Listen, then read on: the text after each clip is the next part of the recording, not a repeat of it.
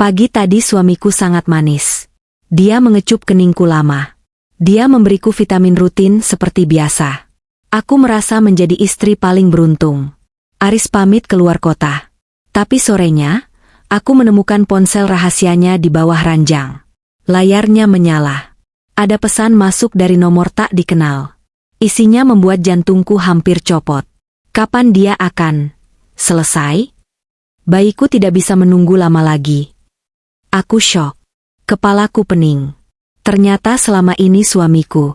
Sebelum ceritanya dimulai, silakan tulis di kolom komentar dari daerah mana saja teman-teman yang menonton cerita ini.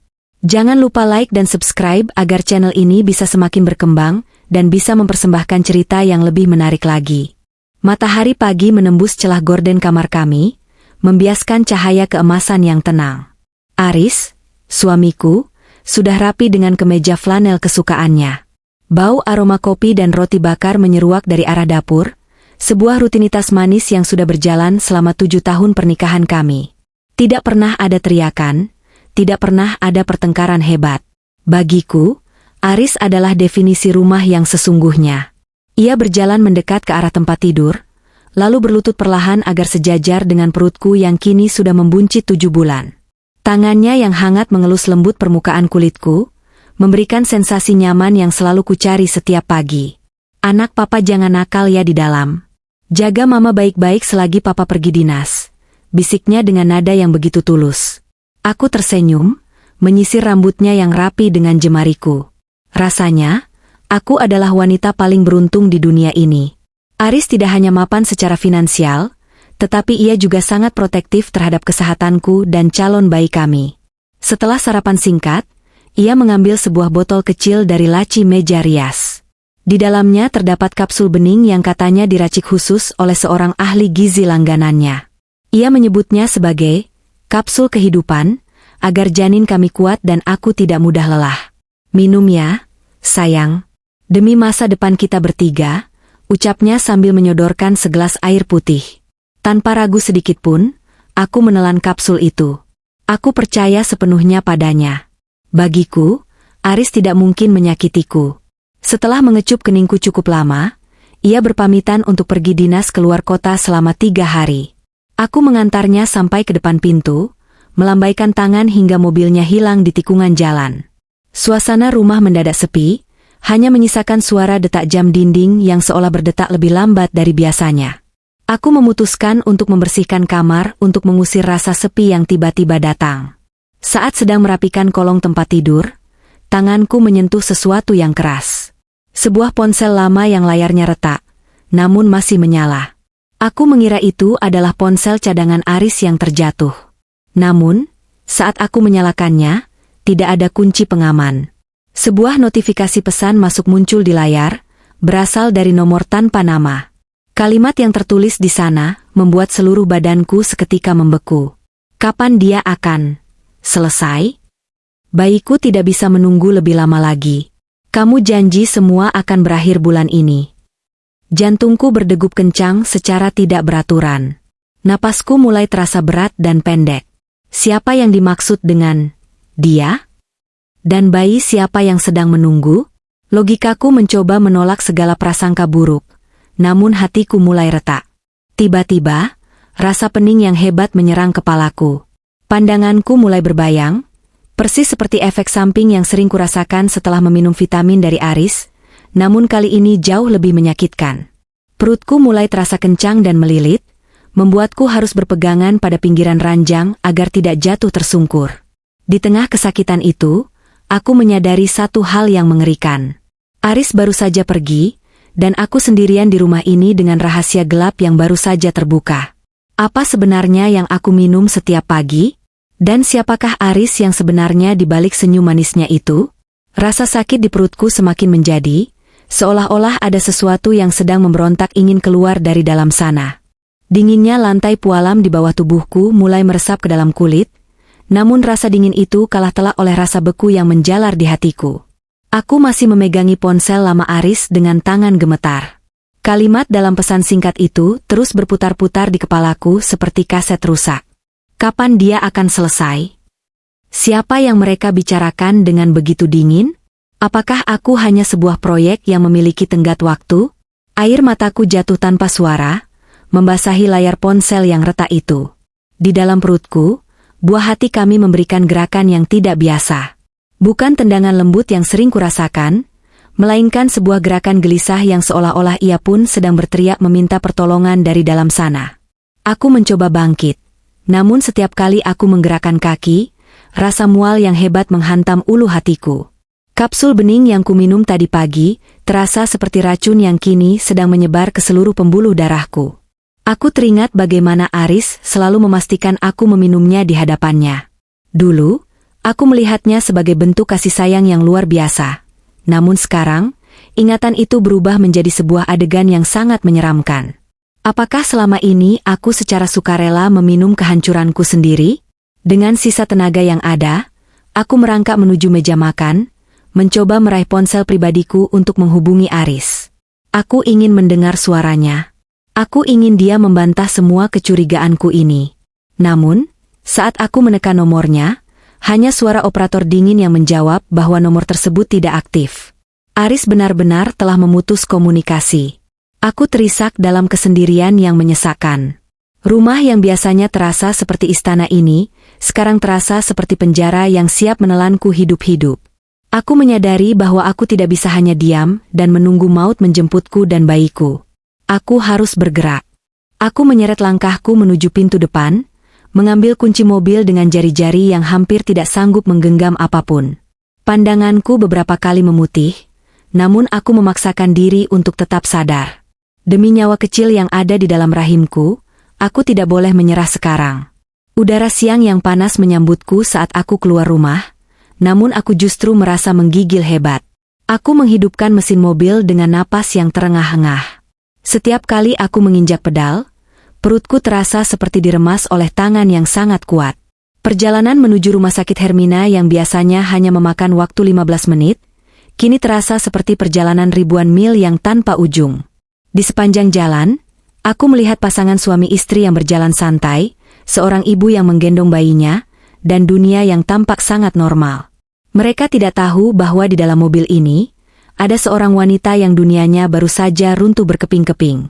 Aku berbisik pada bayiku, "Tahan ya, nak. Kita sebentar lagi sampai. Tolong bertahan untuk mama." Sesampainya di lobi rumah sakit, aku hampir tidak bisa menghentikan mobil dengan benar. Aku keluar dengan langkah gontai, mengabaikan tatapan heran dari orang-orang di sekitar. Saat kakiku menginjak lantai rumah sakit, kekuatanku benar-benar habis. Aku terjatuh berlutut tepat di depan meja resepsionis. Seorang suster berlari menghampiriku, suaranya terdengar samar di telingaku. Aku hanya bisa menunjuk perutku dan membisikkan satu kata terakhir sebelum pandanganku benar-benar gelap. "Tolong." Di ambang kesadaranku, aku merasa tubuhku diangkat ke atas brankar. Roda-roda brankar yang berputar cepat di atas lantai rumah sakit menciptakan suara berisik yang menyakitkan telinga. Aku pasrah, namun di balik kegelapan itu, aku bersumpah bahwa jika aku diberi kesempatan untuk membuka mata lagi, aku tidak akan lagi menjadi Maya yang lemah dan buta karena cinta. Aku akan mencari tahu apa yang sebenarnya direncanakan oleh Aris, pria yang pernah kupuja sebagai pelindung hidupku. Suara mesin monitor jantung yang berbunyi teratur memenuhi ruangan yang serba putih itu. Aku mencoba membuka kelopak mataku yang terasa sangat berat, seolah ada beban besar yang menahannya. Bau menyengat cairan antiseptik masuk ke indera penciumanku, menyadarkanku bahwa aku tidak lagi berada di rumah. Di sampingku, seorang wanita dengan jas putih sedang menatap layar dengan raut wajah sangat serius. Ia adalah Dokter Sarah, sosok yang baru pertama kali kulihat. Ia menghela napas panjang saat menyadari aku sudah sadar. Tangannya dengan lembut menyentuh pundakku, mencoba memberikan ketenangan yang saat ini sangat kubutuhkan. "Ibu Maya, syukurlah ibu sudah sadar. Ibu sedang berada di ruang gawat darurat sekarang," ucapnya dengan nada suara yang rendah namun penuh penekanan.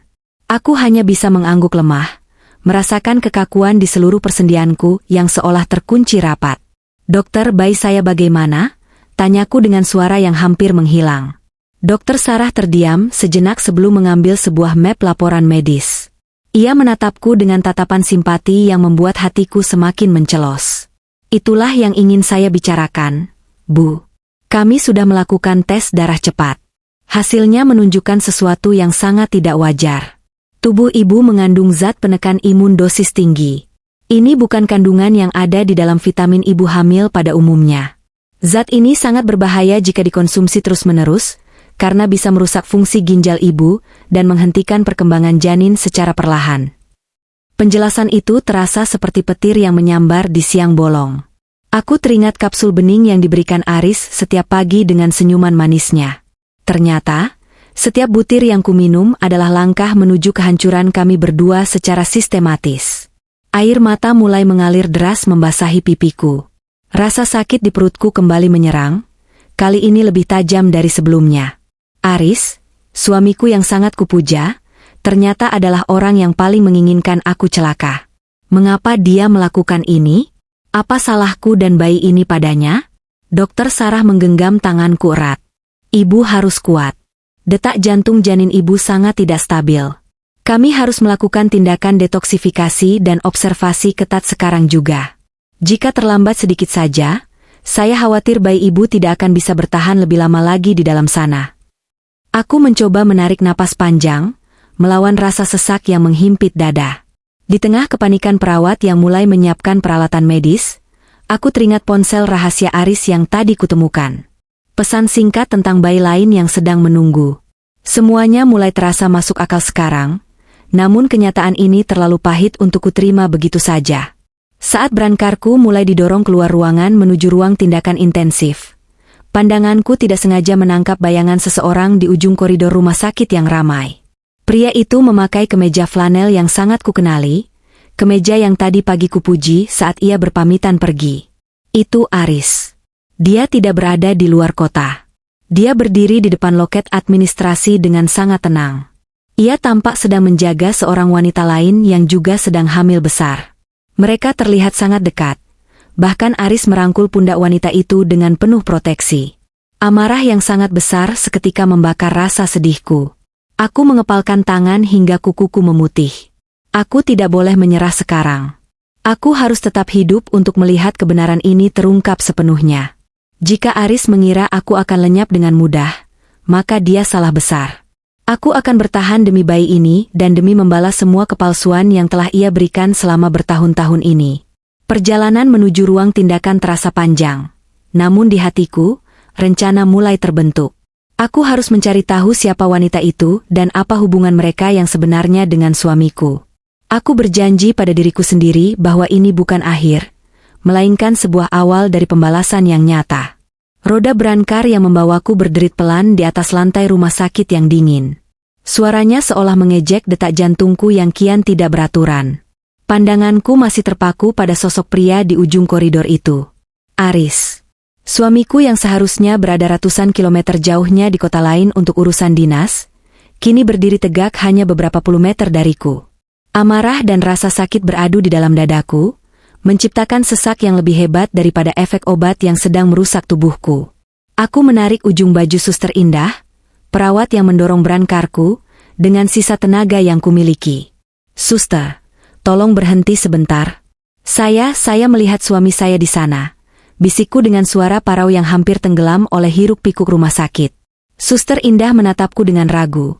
Namun melihat air mata yang menggenang di mataku, ia perlahan menghentikan laju brankar di balik pilar besar yang cukup untuk menyembunyikan keberadaanku. Aku meraih ponsel rahasia Aris yang masih kugenggam erat di balik selimut rumah sakit. Dengan jari-jari yang gemetar hebat, aku membuka aplikasi pelacak lokasi yang sudah terpasang di sana. Titik biru yang melambangkan posisiku dan titik merah yang melambangkan ponsel utama Aris berada tepat di satu garis yang sama. Tidak ada lagi keraguan. Pria yang sedang mengelus punggung wanita hamil di depan loket administrasi itu adalah suamiku. Pria yang sama yang baru beberapa jam lalu mencium keningku dan menjanjikan masa depan yang indah. Aku memperhatikan wanita di sampingnya.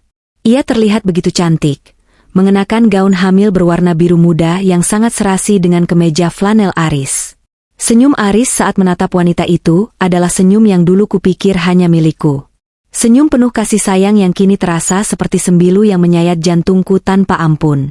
Suster, tolong pinjamkan kursi roda saja. Saya ingin mendekat sedikit lagi. Saya tidak akan membuat keributan, Saya hanya ingin memastikan sesuatu, pintaku dengan memelas. Suster Indah awalnya keberatan karena kondisiku yang lemah. Namun entah mengapa ia luluh. Mungkin ia melihat kehancuran yang begitu dalam di mataku. Dengan dibantu perawat lain, aku dipindahkan ke kursi roda. Aku menutupi kepalaku dengan tudung jaket, berusaha agar tidak terlihat mencolok di tengah keramaian lobi. Aku menggerakkan roda dengan tangan yang lemah, mendekat perlahan ke arah mereka. Suara Aris mulai terdengar di telingaku, suara bariton lembut yang selama ini selalu menjadi penenang tidurku. Namun, kata-kata yang keluar dari mulutnya kali ini adalah racun yang paling mematikan. Sabar ya, Sinta. Setelah prosedur di atas selesai, semua akan baik-baik saja untuk bayi kita. Dokter sudah mengatur semuanya agar donornya segera siap, ucap Aris sambil menggenggam tangan wanita bernama Sinta itu. Hatiku hancur berkeping-keping mendengarnya. Donor? Apakah yang dimaksud adalah bayi yang sedang kuperjuangkan hidupnya di dalam rahim ini? Apakah aku dan bayiku hanyalah sebuah rencana cadangan medis bagi mereka? Rasa sakit di perutku kembali menyerang, seolah bayiku pun ikut merasakan pengkhianatan yang dilakukan oleh ayahnya sendiri. Aku ingin berteriak, aku ingin menghampirinya dan menuntut penjelasan, namun tubuhku terlalu rapuh untuk itu. Air mataku jatuh membasahi pangkuan, dingin dan menyakitkan. Tiba-tiba, Aris menoleh ke arah pilar tempatku berada. Aku segera memalingkan wajah, menyembunyikan diri di balik kerumunan orang yang sedang mengantre obat. Jantungku berpacu sangat cepat. Rasa takut dan benci bercampur menjadi satu. Aku menyadari bahwa selama ini aku tidak sedang hidup dalam sebuah pernikahan, melainkan dalam sebuah skenario jahat yang disusun dengan sangat rapi oleh pria yang paling kupercaya. Aris bukan hanya seorang pembohong, dia adalah seorang monster yang menyamar menjadi malaikat pelindung. Suster Indah kembali mendekat dan memegang bahuku. Ibu Maya, kita harus segera ke ruang tindakan. Kondisi ibu sedang menurun, bisiknya dengan nada khawatir. Aku mengangguk lemah, membiarkan suster itu mendorongku menjauh dari pemandangan yang menghancurkan jiwaku tersebut. Saat aku didorong menjauh, aku bersumpah dalam hati bahwa aku akan tetap hidup.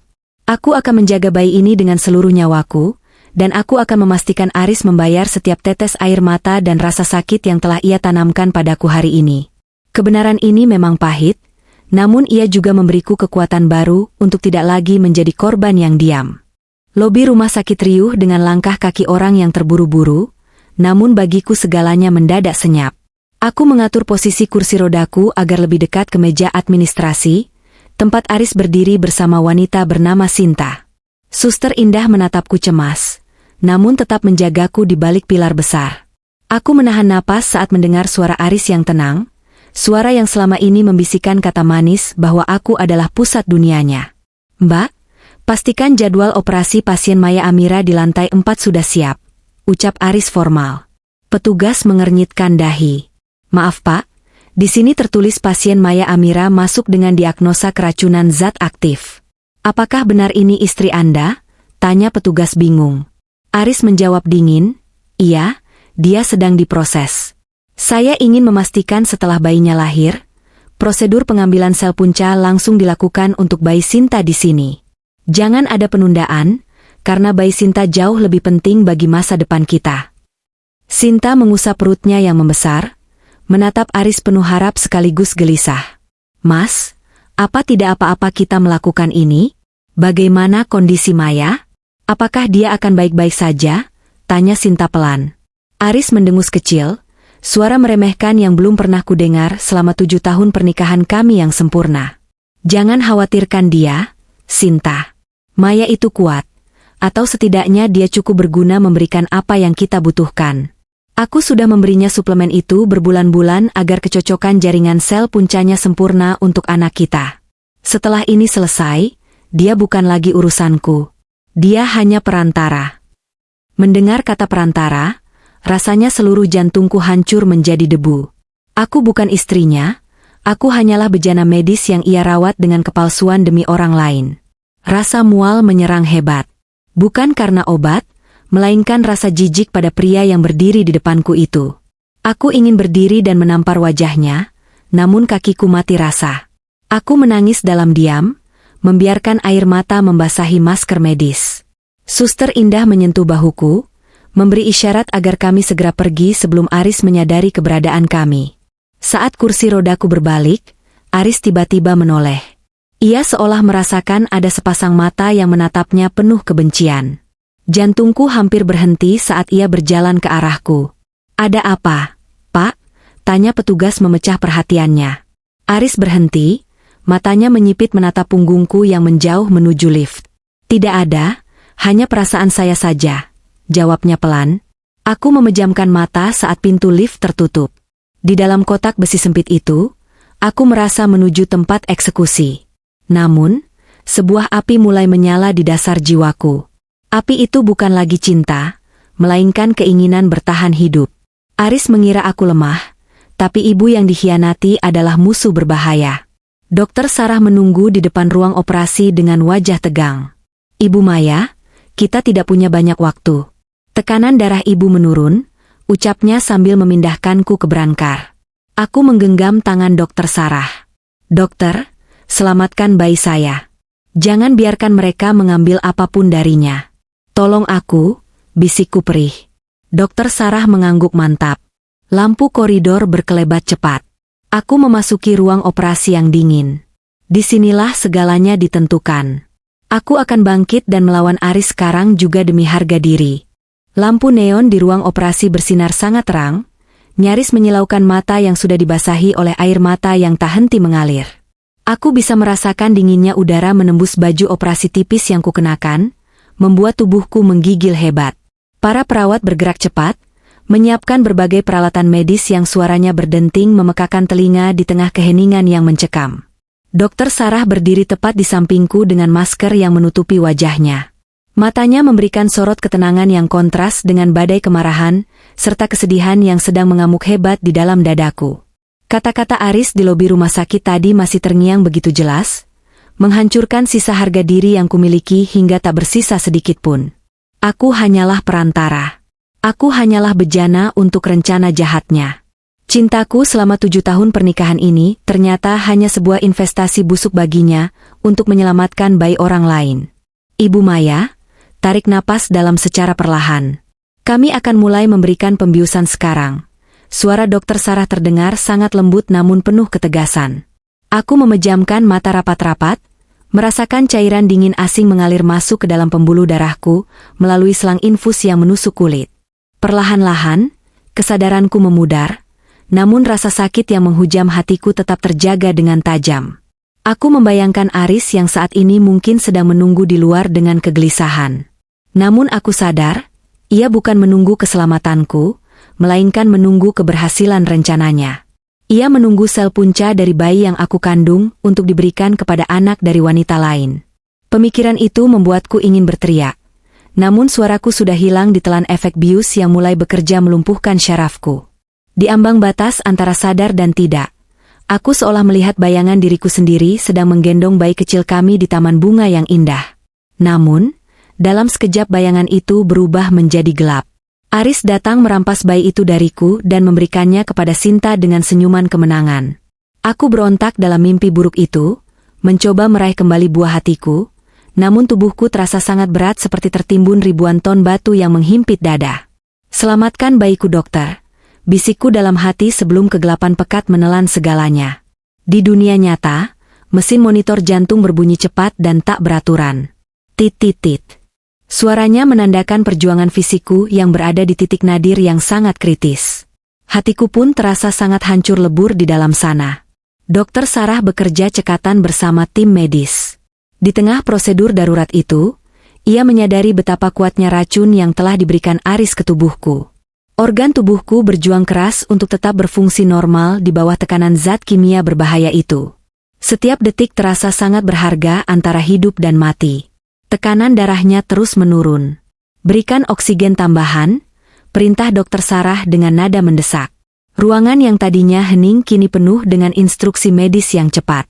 Aku tidak lagi bisa merasakan apa-apa secara fisik, namun jiwaku seolah melayang di atas tubuhku sendiri, melihat segala kekacauan di bawah sana. Aku melihat diriku yang terbaring lemah, dikhianati oleh cinta sejati dengan cara paling keji. Keheningan melanda sejenak ketika sebuah suara tangisan kecil terdengar memecah ketegangan. Sangat lemah, namun nyata. Bayiku lahir. Namun, kegembiraan itu hanya sekejap karena kondisiku semakin kritis. Detak jantungku di monitor perlahan melambat, membentuk garis landai. Para perawat panik, namun Dokter Sarah tetap fokus. Ia tahu nasibku dan bayiku kini berada di ujung tanduk. Di dalam kegelapan, aku seolah mendengar suara bisikan Aris yang berkata bahwa semuanya sudah selesai dan dia menang. Tidak, Aris. Ini belum selesai. Aku tidak akan membiarkanmu menang begitu saja atas penderitaanku ini. Aku pergi menuju kegelapan dengan satu janji. Jika aku kembali, badai besar akan menyertai langkahku mencari kebenaran yang sejati. Aku akan bangkit dari abu kehancuran ini, untuk menuntut setiap tetes air mata yang jatuh, karena pengkhianatanmu yang biadab. Tunggu aku, Aris. Kegelapan itu tidak lagi terasa menakutkan. Bagiku, kegelapan adalah tempat persembunyian paling aman dari kenyataan yang baru saja menghancurkan seluruh hidupku. Namun, sebuah suara samar mulai menembus lapisan kesadaranku. Suara bip mesin yang ritmis dan aroma khas rumah sakit kembali menyapa indera penciumanku. Aku mencoba menggerakkan jari tanganku, namun rasanya sangat berat, seolah tubuhku terkubur di bawah tumpukan salju yang membeku. Perlahan, aku membuka mataku. Cahaya lampu ruangan terasa begitu menusuk, memaksa air mataku mengalir tanpa bisa kutahan. Aku tidak tahu sudah berapa lama aku tertidur dalam kondisi tidak berdaya ini. Hal pertama yang kulihat adalah langit-langit putih dan selang infus yang masih setia menempel di tangan kiriku. Kenangan pahit tentang Aris dan wanita bernama Sinta itu seketika membanjiri pikiranku, membuat dadaku kembali terasa sesak dan nyeri. Ibu Maya? Ibu bisa mendengar saya? Suara lembut itu berasal dari samping tempat tidurku. Aku menoleh perlahan dan melihat wajah Dokter Sarah yang tampak sangat lelah namun menyimpan binar kelegaan. Aku mencoba bicara, tetapi tenggorokanku terasa sangat kering dan kaku. Dokter Sarah dengan sigap memberikan sedikit air melalui sendok kecil ke bibirku yang pecah-pecah. Pelan-pelan saja, Bu. Ibu baru saja melewati masa kritis yang sangat panjang. Tubuh ibu berjuang dengan luar biasa melawan efek zat kimia itu. Bisiknya menenangkan. Aku menelan air itu dengan susah payah. Lalu dengan suara yang serak, aku menanyakan hal yang paling penting dalam hidupku. Anak-anak saya, Dok. Dokter Sarah terdiam sejenak. Ia mengambil sebuah foto dari meja dan menunjukkannya padaku. Seorang bayi mungil dengan berbagai kabel menempel di tubuhnya, tampak tertidur di dalam inkubator. Dia selamat, Bu. Dia pejuang kecil yang hebat. Saat ini dia ada di ruang NICU untuk observasi ketat, tapi kondisinya mulai stabil. Melihat foto itu, pertahananku runtuh. Aku menangis sesenggukan, merasakan perpaduan antara rasa syukur yang amat dalam dan rasa sakit yang tak terlukiskan. Bayiku hidup, namun ia harus menderita karena ulah ayahnya sendiri.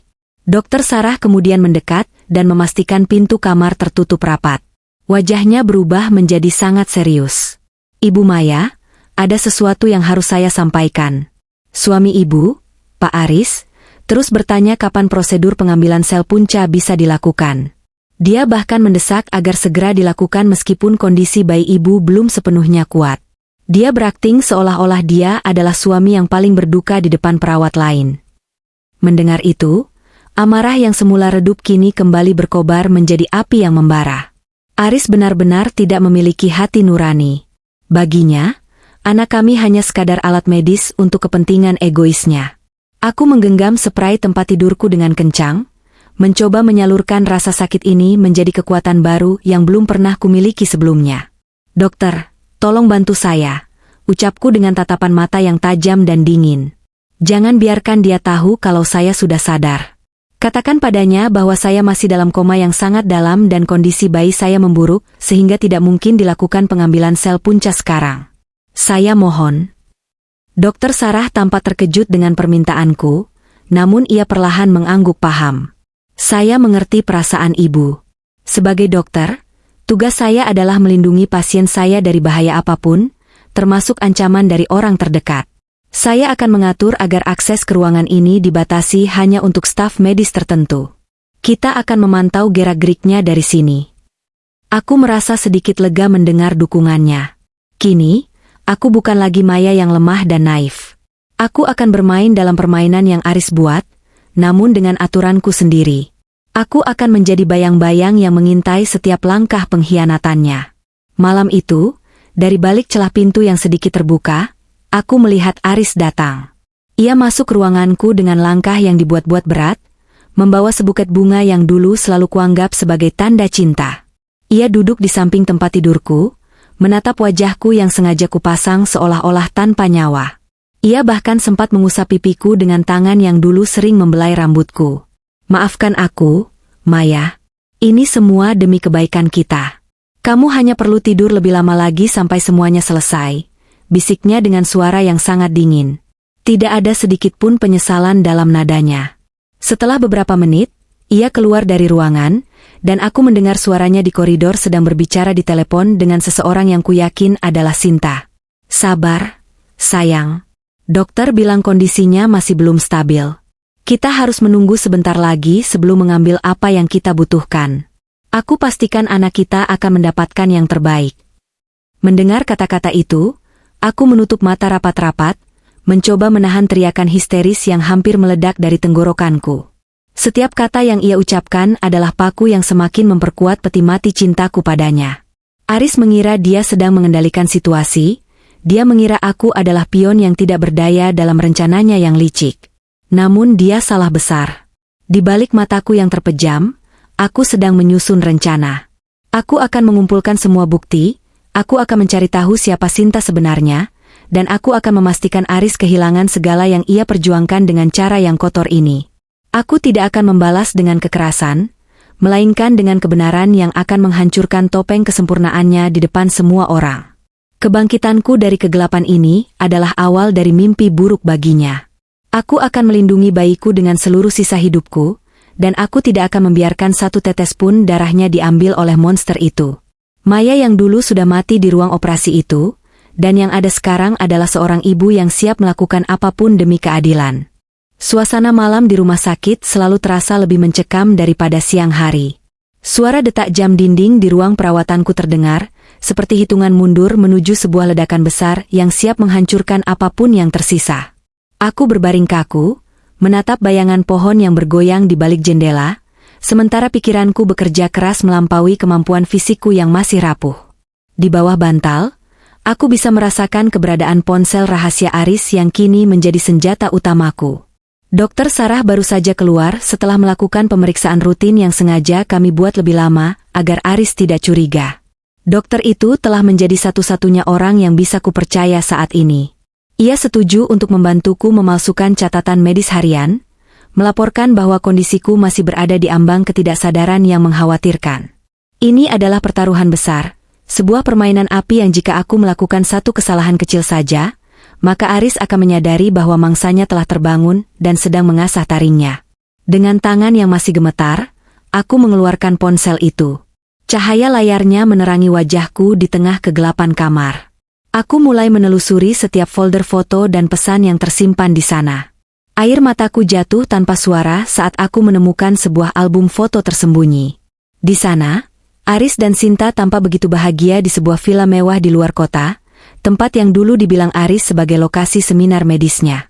Mereka tampak seperti keluarga kecil yang sempurna, merayakan kehamilan Sinta dengan penuh sukacita.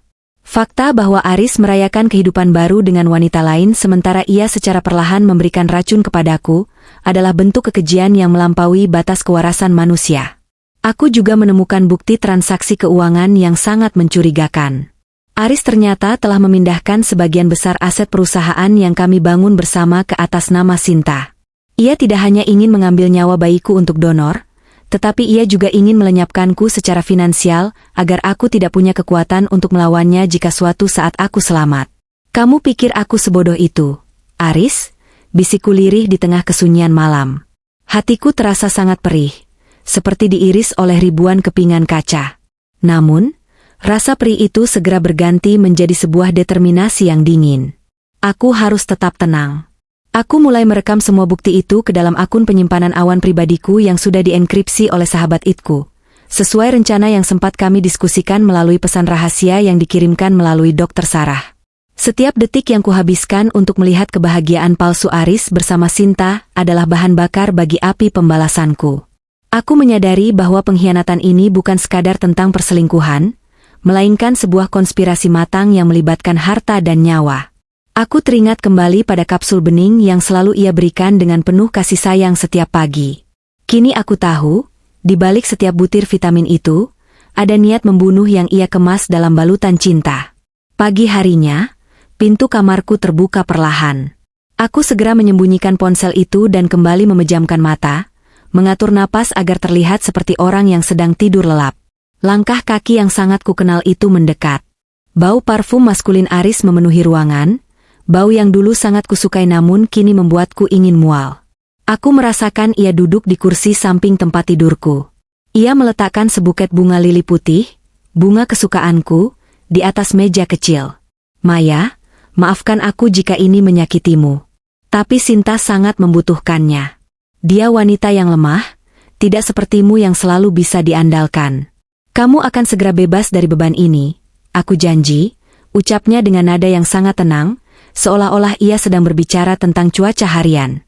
Aku harus mengerahkan seluruh kekuatan batin untuk tetap diam, menahan diri agar tidak bangun dan menjerit tepat di depan wajahnya yang penuh kepalsuan itu. Tiba-tiba, ia menyentuh tanganku yang terbebas dari infus. Jemarinya mengusap kulitku dengan lembut, namun rasanya seperti sentuhan ular yang licin dan mematikan. Aku sudah bicara dengan dokter lagi. Jika dalam 2 hari kamu tidak menunjukkan perkembangan, kami akan melakukan tindakan darurat untuk menyelamatkan potensi yang ada di rahimmu. Sinta sudah tidak sabar menunggu donor itu. Mendengar kata potensi, aku hampir tidak bisa menahan getaran di tubuhku. Aris bahkan tidak menganggap anak yang kukandung sebagai manusia, melainkan hanya sebagai cadangan suku cadang medis. Setelah ia pergi, aku membuka mata dengan pandangan yang tajam. Waktuku tidak banyak. Aku hanya punya waktu 48 jam sebelum ia melakukan tindakan paksa. Aku segera menekan tombol panggil untuk perawat, dan meminta Dokter Sarah segera datang ke kamarku. Saat Dokter Sarah tiba, aku menceritakan semua yang kudengar. Wajah Dokter Sarah tampak pucat pasi. Ini sudah melampaui batas etika medis, Maya. Dia menekan pihak manajemen rumah sakit dengan kekuasaan koneksinya. Kita harus bergerak lebih cepat dari rencananya. Kami pun menyusun rencana terakhir. Aku akan mulai terbangun secara bertahap hari ini, namun aku akan berpura-pura mengalami amnesia ringan. Aku akan membuat Aris percaya bahwa aku tidak ingat kejadian di lobi rumah sakit, dan tidak ingat tentang ponsel rahasianya. Dengan begitu, ia akan merasa aman dan mungkin akan melonggarkan pengawasannya.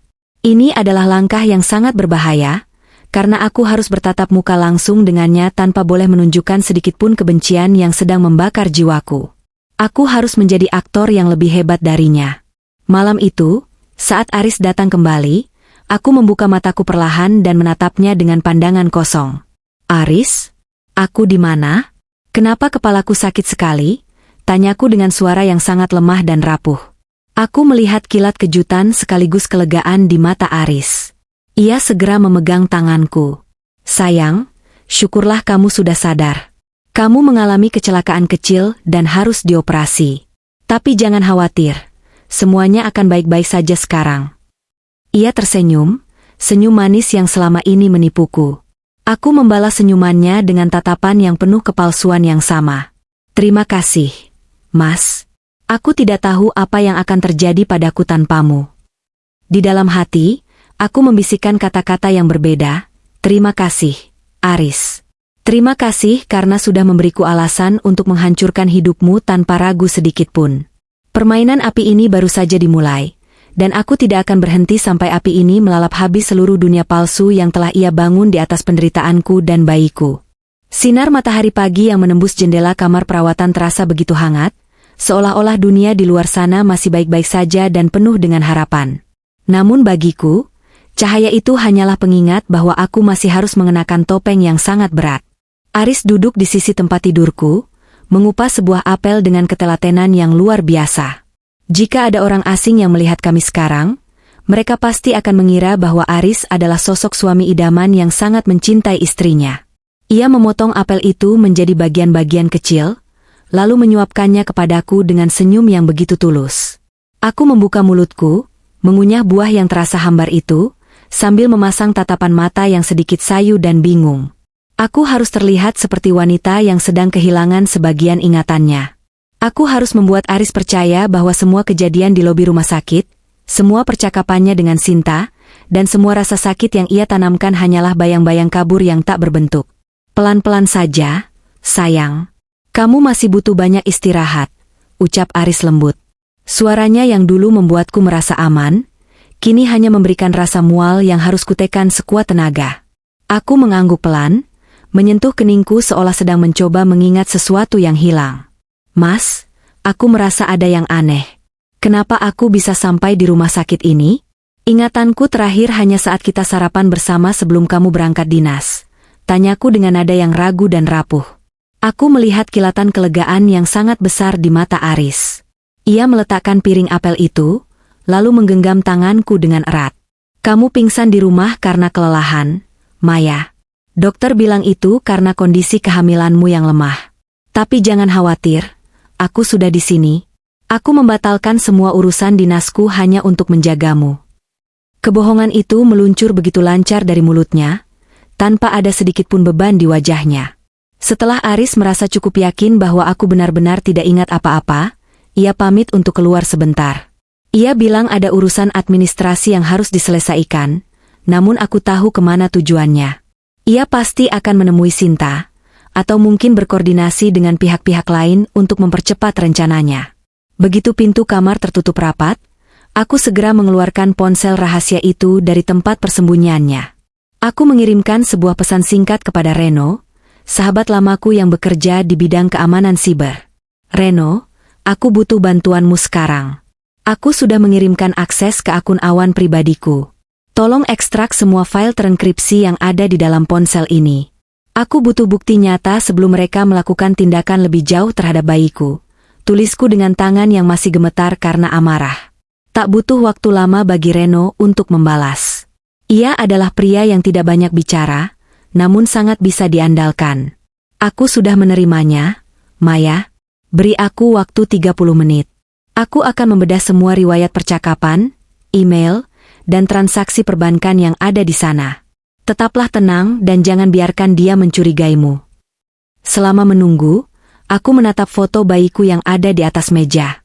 Kecil, merah, dan penuh dengan selang medis. Hati ibu mana yang tidak akan hancur melihat buah hatinya menderita karena keserakahan ayahnya sendiri? Aku bersumpah dalam hati, setiap detik penantian ini akan kubayar tuntas dengan kehancuran Aris. Aku bukan lagi Maya yang bisa ditipu dengan bunga dan kata-kata manis. Aku adalah seorang ibu yang sedang bertempur demi nyawa anaknya. Tiba-tiba, sebuah notifikasi masuk ke ponsel pribadiku. Reno mengirimkan sebuah dokumen PDF besar dengan judul Ringkasan Bukti. Aku membukanya dengan napas yang tertahan. Isinya jauh lebih mengerikan dari yang kubayangkan. Ada sebuah kontrak perjanjian antara Aris dan keluarga Sinta. Ternyata, Sinta berasal dari keluarga konglomerat yang sangat kaya. Namun ia menderita kelainan darah langka yang juga menurun kepada bayi yang dikandungnya. Aris menjanjikan solusi medis berupa donor sel punca yang cocok, yang ia peroleh dengan cara memanipulasi kehamilanku menggunakan obat-obatan khusus agar profil genetik bayiku menyesuaikan dengan kebutuhan mereka. Sebagai imbalannya, Aris dijanjikan posisi direktur di perusahaan keluarga Sinta serta aliran dana yang tak terbatas. Hargaku dan bayiku hanyalah sebuah tiket promosi jabatan bagi Aris. Aku tertawa getir, sebuah tawa yang lebih mirip dengan tangisan yang tertahan. Air mata kembali jatuh. Namun kali ini bukan karena rasa sedih, melainkan karena rasa jijik yang luar biasa. Dokumen itu juga menunjukkan bahwa Aris sudah menyiapkan surat pernyataan palsu yang menyatakan bahwa aku setuju menjadi donor secara sukarela jika terjadi sesuatu padaku di meja operasi. Dia benar-benar sudah merencanakan kematianku secara administratif. Dia ingin menyingkirkanku dan mengambil bayiku untuk diberikan kepada Sinta, sehingga ia bisa hidup mewah tanpa ada gangguan dari masa lalunya. Reno meneleponku melalui jalur yang aman. Maya, kamu harus hati-hati. Aku menemukan riwayat pesan bahwa mereka akan mencoba memindahkanmu ke fasilitas medis lain yang lebih privat dalam waktu dekat. Jika itu terjadi, aksesku akan terbatas dan kamu akan semakin sulit untuk meminta bantuan luar. Kamu harus bertindak sebelum mereka membawamu pergi. Aku terdiam sejenak, menatap pintu kamar yang mungkin saja akan dibuka oleh Aris kapan saja. Aku mengerti, Reno. Kirimkan semua bukti ini ke Dokter Sarah juga. Kita butuh saksi medis yang kuat. Aku akan terus berpura-pura sampai saat yang tepat tiba. Aku akan membuat Aris merasa bahwa dia sudah menang, agar dia menjadi ceroboh. Aku mematikan ponsel dan menyembunyikannya kembali tepat saat aku mendengar suara langkah kaki Aris di koridor. Aku segera kembali ke posisi berbaring, memejamkan mata, dan mengatur napas agar terlihat tenang. Saat Aris masuk, ia tidak sendirian. Ia berbicara dengan seseorang di telepon, suaranya terdengar sangat percaya diri. Ya, semuanya berjalan lancar. Dia tidak ingat apa-apa. Kita bisa melakukan pemindahan besok malam. Pastikan ruangannya sudah siap. Aku tidak ingin ada kesalahan lagi seperti kemarin. Ia menutup telepon, lalu berdiri di sampingku. Ia mengusap kepalaku dengan lembut, sebuah gerakan yang dulu sangat kucintai, namun sekarang terasa seperti sentuhan maut yang membuat kulitku merinding. Tidur yang nyenyak, Maya. Besok kita akan pindah ke tempat yang lebih nyaman. Kamu akan mendapatkan perawatan terbaik di sana, bisiknya. Aku tetap diam, menjaga ekspresi wajahku agar tetap terlihat seperti orang yang sedang bermimpi indah. Di balik kelopak mataku yang terpejam, aku melihat masa depanku yang baru. Masa depan di mana aku berdiri tegak di atas puing-puing pengkhianatan Aris. Aku sudah memiliki semua senjata yang dibutuhkan. Aku memiliki bukti digital, aku memiliki dukungan medis dari Dokter Sarah, dan aku memiliki tekad yang tak tergoyahkan. Setiap babak dari rencana Aris yang aku ketahui, adalah satu paku lagi untuk peti matinya sendiri. Besok, saat ia mengira sedang membawaku menuju jebakan berikutnya, ia sebenarnya sedang berjalan menuju kehancurannya sendiri. Aku akan terus mengalirkan narasi ini, memastikan setiap langkahku selaras dengan keadilan yang sedang kuperjuangkan. Tidak ada lagi tempat bagi pengampunan. Yang tersisa hanyalah perhitungan yang adil untuk setiap rasa sakit yang telah ia tanamkan. Malam ini akan menjadi malam terakhir aku menjadi korbannya. Esok, dunia akan melihat siapa sebenarnya sosok di balik topeng kesempurnaan itu. Aku akan memastikan seluruh rencananya meledak di depan wajahnya sendiri, tanpa memberikan celah sedikitpun baginya untuk melarikan diri dari konsekuensi perbuatannya. Pagi itu, udara di dalam kamar perawatan terasa sangat berat, seolah dinding-dinding putih itu sedang menjepitku perlahan. Aris datang lebih awal dari biasanya, membawa sebuah koper kecil untuk mengemasi barang-barangku. Ia tersenyum sangat manis, senyum yang dulu selalu membuat jantungku berdesir hebat, namun kini hanya memicu rasa ingin muntah yang harus kutekan sekuat tenaga. Ayo sayang, kita sudah harus bersiap. Mobil jemputan sudah ada di bawah lobi. Tempat baru nanti jauh lebih tenang. Kamu dan anak kita akan mendapatkan privasi penuh di sana, ucapnya sambil mengelus rambutku dengan gerakan yang sangat lembut. Aku menatapnya dengan mata yang sengaja dibuat berbinar, memancarkan rasa percaya dan terima kasih yang palsu. Terima kasih, Mas. Kamu selalu tahu apa yang terbaik untukku. Aku merasa sangat beruntung memilikimu di saat sulit seperti ini, jawabku dengan suara yang sedikit manja. Di dalam hati, aku membisikkan sebuah janji yang sangat berbeda. Ini adalah perjalanan terakhirmu sebagai pria yang bebas, Aris. Aku membiarkannya membantuku mengenakan jaket tebal, menutupi tubuhku yang masih terasa sangat rapuh. Saat tangannya bersentuhan dengan bahuku, aku merasakan kedinginan yang luar biasa menjalar ke seluruh sarafku. Namun, aku harus tetap pada peranku. Aku harus menjadi Maya yang lemah, Maya yang amnesia, dan Maya yang sangat bergantung padanya. Sebelum kami melangkah keluar, aku memegang tangannya dengan lembut. Mas, sebelum kita pindah ke tempat baru, bolehkah aku meminta satu hal kecil? Aku ingin kita merayakan kesembuhanku dan keselamatan bayi kita secara sederhana. Aku ingin mengundang Dokter Sarah dan beberapa orang yang membantuku di sini untuk makan siang bersama di aula serbaguna rumah sakit. Aku ingin berterima kasih secara resmi sebelum kita pergi jauh. Aku melihat keraguan sempat melintas di wajahnya, namun ego Aris yang besar segera mengambil alih. Ia ingin terlihat sebagai pahlawan, suami teladan di mata semua orang. Tentu saja, sayang. Jika itu membuatmu bahagia, aku akan mengaturnya. Aku juga ingin orang-orang tahu betapa aku sangat bersyukur kamu sudah melewati masa kritis ini, jawabnya dengan nada penuh kebanggaan. Ia merasa berada di atas angin. Baginya, acara ini adalah panggung untuk menunjukkan betapa sempurnanya dia sebagai seorang suami. Aris segera menghubungi pihak administrasi untuk meminjam ruangan kecil di lantai 2 yang memiliki fasilitas layar proyektor besar. Ia mengira aku ingin menunjukkan foto-foto kenangan kehamilan kami sebagai bentuk rasa syukur.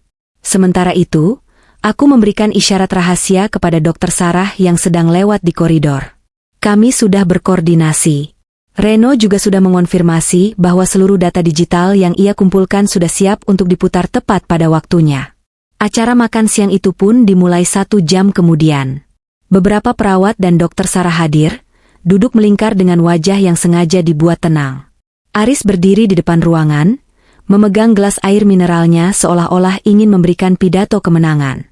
Ia mulai berbicara tentang cinta, tentang perjuangan, dan tentang betapa ia tidak sabar untuk memulai hidup baru di tempat yang lebih baik. Aku duduk di kursi roda, tepat di samping meja kontrol proyektor. Hatiku berdegup sangat kencang, namun tanganku tetap tenang.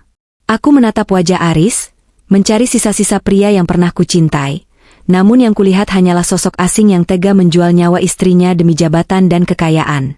Rasa sedih yang mendalam kembali menyelimutiku, menyadari bahwa 7 tahun hidupku dihabiskan bersama seorang monster yang sangat pandai bersandiwara. Dan sekarang, sebagai kejutan untuk Maya, aku ingin menunjukkan video perjalanan cinta kita yang sudah kusiapkan, ucap Aris dengan penuh percaya diri. Ia mengangguk ke arahku, memberi isyarat agar aku menekan tombol play pada laptop yang sudah terhubung ke layar besar. Aku tersenyum tipis, sebuah senyuman yang mengandung kepahitan luar biasa. Iya Mas, ini adalah video yang tidak akan pernah kamu lupakan seumur hidupmu, bisikku pelan, hampir tidak terdengar oleh siapapun. Saat jemariku menyentuh tombol itu, aku merasakan beban di pundakku seolah mulai terangkat. Layar besar di depan kami mulai menyala, namun bukan foto-foto romantis yang muncul. Yang terlihat adalah sebuah rekaman suara yang sangat jernih. Suara Aris di lobi rumah sakit beberapa hari yang lalu, diikuti dengan dokumen-dokumen perjanjian rahasianya dengan keluarga Sinta. Ruangan itu seketika menjadi sangat sunyi, sejenis sunyi yang bisa membuat telinga berdenging. Aris mematung di tempatnya berdiri. Gelas di tangannya terlepas dan jatuh ke lantai, pecah berkeping-keping persis seperti hidupnya yang akan segera hancur. Suara di video itu terus mengalir, menjelaskan setiap detail rencana jahatnya, mulai dari kapsul beracun hingga rencana donor paksa sel punca. Aku melihat wajah Aris berubah dari pucat menjadi merah padam, lalu menjadi sangat ketakutan. Ia menoleh ke arahku, dan untuk pertama kalinya, aku tidak lagi melihat tatapan predator yang tenang. Aku melihat seekor tikus yang terpojok di dalam perangkapnya sendiri. Aku berdiri perlahan dari kursi roda, menatapnya dengan pandangan yang tajam dan dingin. Air mataku mengalir, namun ini adalah air mata kekuatan. Permainanmu selesai di sini, Mas, ucapku dengan suara yang lantang dan jelas, memecah keheningan ruangan. Aku bisa merasakan semua mata tertuju pada Aris dengan tatapan penuh kebencian dan penghinaan. Aris mencoba berbicara, mencoba membangun kebohongan baru, namun bukti di layar terlalu nyata untuk dibantah. Dr. Sarah berdiri dan segera memanggil petugas keamanan yang sudah menunggu di luar pintu. Di babak inilah, topeng kesempurnaan yang ia bangun selama 7 tahun mulai retak dan hancur berantakan di depan publik. Aku tahu ini hanyalah awal dari perjuangan hukum yang panjang, namun di saat ini, aku merasa telah memenangkan pertempuran batin yang paling penting. Aku telah menyelamatkan bayiku, dan aku telah menyelamatkan harga diriku. Aris tersungkur lemas di lantai, sementara aku tetap berdiri tegar. Jebakan manis yang ia buat untukku, kini justru menelan dirinya sendiri tanpa sisa. Kesunyian di ruangan itu kini berganti dengan suara langkah kaki petugas keamanan yang mendekat. Aku memejamkan mata sejenak, membayangkan wajah bayiku yang sedang tertidur tenang di ruang NICU. Kita aman sekarang, nak, bisikku dalam hati. Keheningan di dalam aula serbaguna rumah sakit itu terasa begitu pekat, seolah oksigen di ruangan ini mendadak hilang tersedot oleh kenyataan pahit yang baru saja terpampang di layar proyektor. Layar besar itu masih menunjukkan barisan transkrip pesan singkat dan rekaman suara Aris yang begitu dingin merencanakan masa depanku sebagai pendonor paksa. Aris berdiri terpaku di tengah ruangan, wajahnya yang tadi penuh dengan wibawa dan kasih sayang palsu kini berubah menjadi pucat pasi, seperti mayat yang dipaksa berdiri. Pecahan gelas di kakinya seolah menjadi simbol dari hidupnya yang baru saja hancur berkeping-keping. Aku menarik napas dalam-dalam, merasakan udara rumah sakit yang biasanya terasa menyesakan, kini justru terasa sedikit lebih lega karena beban rahasia ini telah tumpah ke permukaan. Kenapa, Mas? Apa harta dan jabatan itu lebih berharga daripada nyawaku dan anakmu sendiri? Suaraku bergetar, namun bukan karena takut, melainkan karena rasa perih yang begitu dalam menghujam jantungku. 7 tahun aku mengabdi, mencintaimu dengan seluruh buta mataku, hanya untuk berakhir menjadi barang rongsokan medis di matamu. Aris mencoba melangkah mendekat, tangannya gemetar ingin meraih lenganku, namun aku segera mundur dengan rasa jijik yang tak lagi bisa kusembunyikan. Maya, dengarkan aku dulu. Itu semua hanya salah paham. Rekaman itu bisa saja direkayasa. Aku melakukan ini semua demi masa depan kita, demi biaya pengobatanmu yang mahal. Aris mencoba membangun kebohongan terakhirnya, namun suaranya terdengar sangat parau dan tidak meyakinkan. Dokter Sarah melangkah maju, berdiri di sampingku sebagai pelindung. Cukup, Pak Aris. Hasil laboratorium tidak bisa berbohong. Zat penekan imun yang Anda berikan kepada istri Anda adalah bukti nyata dari niat jahat Anda. Saya sudah menyerahkan semua sampel vitamin racikan Anda ke pihak kepolisian pagi ini, tegas Dokter Sarah dengan nada yang menusuk. Tiba-tiba, pintu aula terbuka dengan suara keras. 2 orang petugas kepolisian berseragam lengkap masuk dengan langkah tegap, diikuti oleh Reno yang memegang laptopnya dengan erat. Aris tersentak, matanya liar mencari jalan keluar, namun ia sudah terkurung oleh tindakannya sendiri. Saudara Aris, Anda kami tahan atas dugaan percobaan pembunuhan berencana dan pelanggaran berat Undang-Undang Kesehatan terhadap istri Anda sendiri, ucap salah satu petugas sambil mengeluarkan borgol yang berkilau dingin di bawah lampu aula. Aris menggelengkan kepalanya dengan histeris. Ia menoleh ke arah tamu undangan, ke arah para perawat dan staf yang dulu memujinya sebagai suami teladan. Namun kini, tidak ada satupun mata yang memandangnya dengan rasa hormat. Hanya ada tatapan ngeri dan penghinaan yang mendalam. Di saat itulah, Sinta muncul di ambang pintu. Ia tampak lemah, wajahnya dibasahi air mata saat melihat Aris yang sudah dalam cengkeraman polisi. Mas Aris, kenapa kamu bohong padaku? Kamu bilang Maya sudah setuju secara sukarela. Kamu bilang ini adalah jalan satu-satunya agar bayi kita selamat tanpa menyakiti siapapun. Isak Sinta dengan suara yang hancur. Aku menatap wanita itu. Meskipun ia adalah orang yang akan menerima manfaat dari penderitaanku, aku melihat dia juga merupakan korban dari manipulasi Aris. Aris telah menjual kebohongan yang berbeda kepada kami berdua, mengadu domba 2 nyawa demi ambisinya yang gila akan harta keluarga Sinta. Aris tidak menjawab, ia hanya menundukkan kepala saat petugas mulai memasangkan borgol ke tangannya. Suara denting besi borgol itu terdengar seperti lonceng kematian bagi pernikahan kami yang penuh kepalsuan. Aku mencintaimu, Aris. Setidaknya, aku dulu sangat mencintaimu, bisikku lirih saat ia digiring melewati kursi rodaku. Aris berhenti sejenak, ia menatapku dengan tatapan yang sulit diartikan, antara benci, malu, dan penyesalan yang terlambat. Namun, aku tidak melihat ada air mata tulus di sana. Ia tetaplah pria yang sama yang memberiku kapsul beracun setiap pagi dengan senyuman. Saat ia dibawa keluar dari ruangan, aku merasa seluruh kekuatanku seolah menguap. Aku terduduk lemas di kursi roda, menutup wajahku dengan kedua tangan, dan menangis sejadi-jadinya. Bukan menangisi Aris yang pergi, melainkan menangisi 7 tahun waktuku yang terbuang sia-sia untuk seorang monster. Aku menangisi bayiku yang harus memulai hidupnya di dalam inkubator, karena ambisi gila ayahnya sendiri. Reno mendekat dan menepuk bahuku pelan. Semua sudah berakhir, Maya. Kamu sudah melakukan hal yang benar. Kamu menyelamatkan dirimu dan bayimu. Aku mendongak, menatap layar proyektor yang kini sudah dimatikan. Ruangan yang tadi penuh dengan ketegangan kini berangsur sepi, menyisakan Dokter Sarah yang masih setia mendampingiku. Ibu Maya, sekarang saatnya ibu fokus pada pemulihan. Bayi ibu di ruang NICU membutuhkan sosok ibu yang kuat untuk menjaganya. Jangan biarkan bayang-bayang Aris merusak masa depan kalian lagi, ucap Dokter Sarah dengan lembut. Aku menghapus air mataku dengan punggung tangan, mencoba mengumpulkan sisa-sisa keberanianku. Benar, Aris mungkin telah menghancurkan masa laluku, tapi aku tidak akan membiarkan dia menyentuh masa depanku sedikitpun.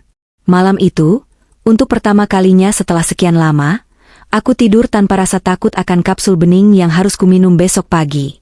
Meskipun hatiku masih terasa sangat perih dan luka ini mungkin tidak akan pernah benar-benar sembuh, ada sebuah rasa damai yang mulai merayap masuk. Aku tahu bahwa di luar sana, proses hukum sedang berjalan. Aris dan semua orang yang terlibat dalam konspirasi ini akan menghadapi keadilan yang setimpal. Aku teringat pada bayiku, pejuang kecilku yang masih berjuang di dalam tabung kaca. Aku berjanji padanya bahwa mulai besok tidak akan ada lagi air mata kesedihan. Kami akan memulai lembaran baru, sebuah awal yang murni tanpa ada lagi rahasia gelap yang membayangi. Pengakuan terbuka hari ini bukan hanya tentang menghukum Aris, melainkan tentang membebaskan jiwaku dari penjara cinta yang mematikan. Aku menutup mata dengan satu keyakinan, badai telah berlalu, dan matahari akan terbit dengan cara yang jauh lebih indah besok pagi.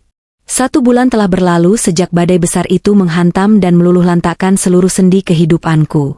Pagi ini, udara di luar jendela rumah sakit terasa jauh lebih segar, seolah alam semesta pun ikut bernapas lega setelah kebenaran terungkap sepenuhnya. Tidak ada lagi aroma parfum maskulin milik Aris yang dulu selalu membuatku merasa aman namun ternyata mematikan. Tidak ada lagi kapsul bening di atas meja rias yang harus kuminum dengan penuh rasa percaya yang buta. Yang ada kini hanyalah aroma bunga matahari asli yang dibawa oleh ibuku, serta suara kicauan burung yang terdengar seperti melodi kemenangan yang jujur.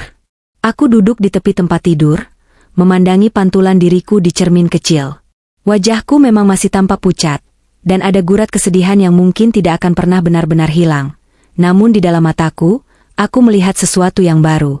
Aku melihat ketegaran seorang ibu yang telah berhasil merebut kembali nyawa anaknya dari tangan seorang monster. Proses hukum terhadap Aris berjalan dengan sangat cepat dan transparan. Bukti digital yang dikumpulkan Reno, serta kesaksian medis dari Dr. Sarah, menjadi senjata yang tidak bisa dibantah oleh pengacara manapun. Aris terbukti secara sah dan meyakinkan melakukan percobaan pembunuhan berencana melalui pemberian zat kimia berbahaya secara bertahap. Di persidangan minggu lalu, aku sempat melihatnya dari kejauhan. Ia tidak lagi mengenakan kemeja flanel rapi yang dulu sangat kupuja.